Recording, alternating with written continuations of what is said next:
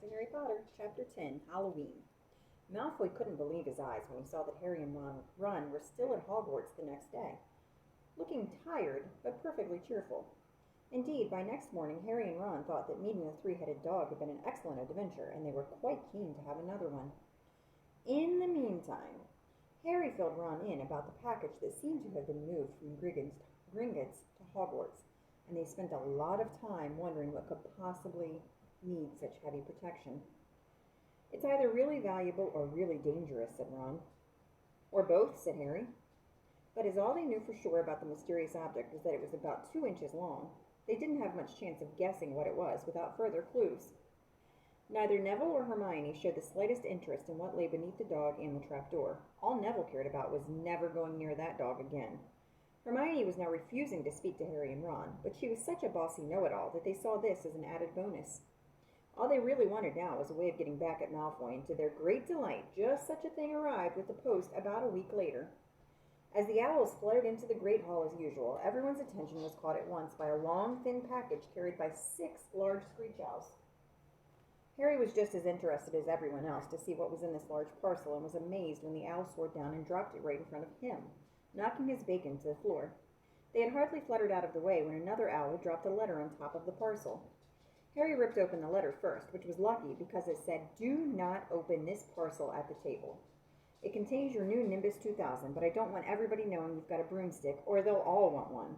Oliver Wood will meet you tonight on the Quidditch pitch at 7 o'clock for your first training session. Professor M. McGonagall." Harry had difficulty hiding his glee as he handed the note to Ron to read. "A Nimbus 2000, Ron moaned enviously. "I've never even touched one." They left the hall quickly, wanting to unwrap the broomstick in private before their first lesson, but halfway across the entrance hall they found the way upstairs barred by Crabbe and Goyle. Malfoy seized the package from Harry and felt it. "That's a broomstick," he said, throwing it back to Harry with a mixture of jealousy and spite on his face. "You'll be for it this time, Potter. First years aren't allowed them." Ron couldn't resist it. "It's not any old broomstick," he said. "It's a Nimbus 2000. "What did you say you've got at home, Malfoy? A Comet 260? Ron grinned at Harry. "Comets look flashy, but they're not in the same league as the Nimbus." "What would you know about it, Weasley?" "You couldn't afford half the handle," Malfoy snapped back. "I suppose you and your brothers have to save up, twig by twig." Before Ron could answer, Professor Flitwick appeared at Malfoy's elbow. "Not arguing, I hope, boys," he squeaked. "Potter's been sent to Broomstick, Professor," said Malfoy quickly. Yes, that's right," said Professor Flitwick, beaming at Harry. "Professor McGonagall told me all about the special circumstances, Potter. And what model is it?" "A Nimbus 2000, sir," said Harry, fighting not to laugh at the look of horror on Malfoy's face. "And it's really thanks to Malfoy here that I've got it," he added. Harry and Ron headed upstairs, smothering their laughter at Malfoy's obvious rage and confusion. "Well, it's true," Harry chortled as they reached the top of the marble staircase. "If he hadn't stolen Neville's Remember-All, I wouldn't be in the team." "So I suppose you think that's a reward for breaking rules?" came an angry voice from just behind them. Hermione was stomping up the stairs, looking disapprovingly at the package in Harry's hand. "I thought you weren't speaking to us," said Harry.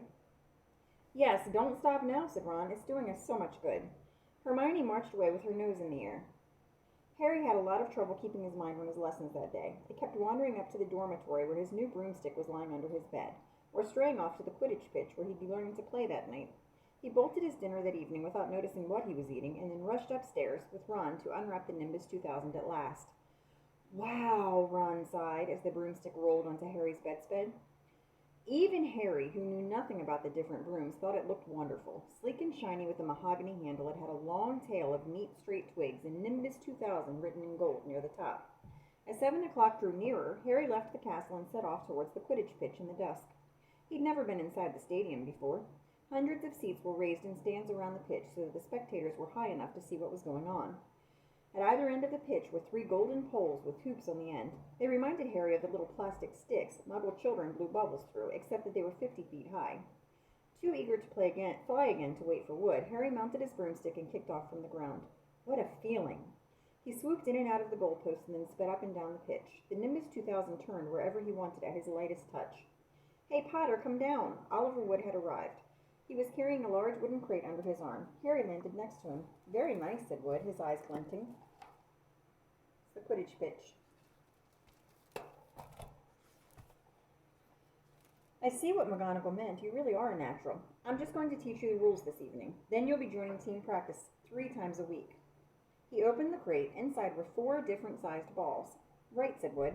Now, Quidditch is easy enough to understand, even if it's not too easy to play. There are 7 players on each side. 3 of them are called chasers. 3 chasers, Harry repeated, as Wood took out a bright red ball about the size of a football.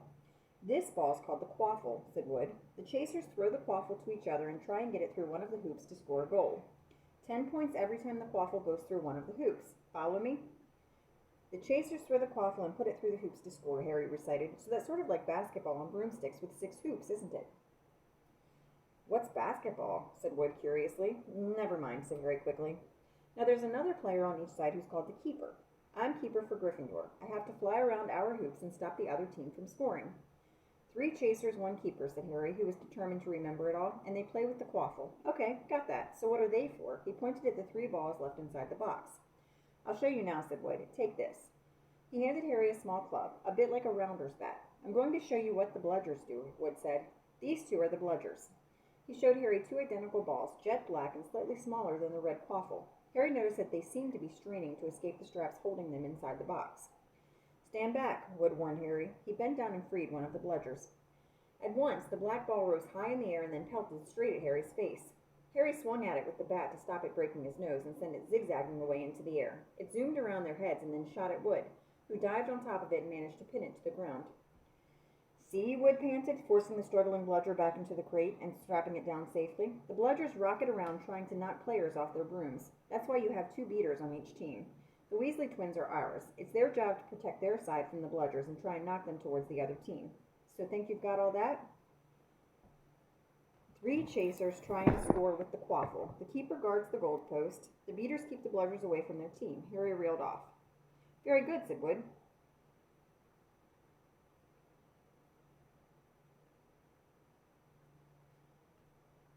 Have the bludgers ever killed anyone? Harry asked, hoping he sounded offhand. Never at Hogwarts. We've had a couple of broken jaws, but nothing worse than that. Now, the last member of the team is the Seeker. That's you. And you don't have to worry about the quaffle or the bludgers, unless they crack my head open. Don't worry, the Weasleys are more than a match for the bludgers. I mean, they're like a pair of human bludgers themselves. Wood reached into the crate and took out the 4th and last ball. Compared with the quaffle and the bludgers, it was tiny, about the size of a large walnut. It was bright gold and had little fluttering silver wings. This, said Wood, is the golden snitch, and it's the most important ball of the lot. It's very hard to catch it because it's so fast and difficult to see. It's the Seeker's job to catch it. You've got to weave in and out of the chasers, beaters, bludgers, and quaffle to get it before the other team's Seeker. Because whichever Seeker catches the snitch wins his team an extra 150 points, so they nearly always win. That's why Seekers get fouled so much. A game of Quidditch only ends when the snitch is caught, so it can go on for ages. I think the record is 3 months. They had to keep bringing on substitutes so the players could get some sleep. Well, that's it. Any questions? Harry shook his head. He understood what he had to do all right. It was doing it that was going to be the problem. We won't practice with the snitch yet, said Wood, carefully shutting it back inside the crate. It's too dark. We might lose it. Let's try you out with a few of these. He pulled a bag of ordinary golf balls out of his pocket, and a few minutes later he and Harry were up in the air. Wood throwing the golf balls as hard as he could in every direction for Harry to catch. Harry didn't miss a single one, and Wood was delighted. After half an hour, night had nearly fallen, and they couldn't carry on. That Quidditch couple have our name on it this year, said Wood happily as they trudged back up to the castle. I wouldn't be surprised if you turn out better than Charlie Weasley, and he could have played for England if he hadn't gone off chasing dragons.